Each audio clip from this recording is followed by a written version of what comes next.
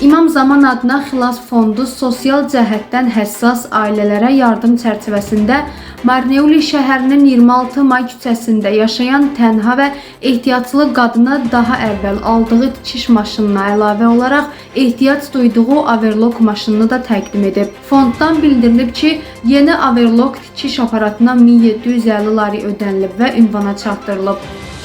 Qadın tikiş sahəsində çalışaraq ev şəraitində sifarişlər qəbul edir. Daha əvvəl 1500 lari dəyərində hədiyyə etdiyimiz tikiş maşını bəzi işlər üçün kifayət etmədiyindən, xüsusilə parçaların kənarlarının səliqəli işlənməsi üçün overlock maşınına ehtiyac duyurdu.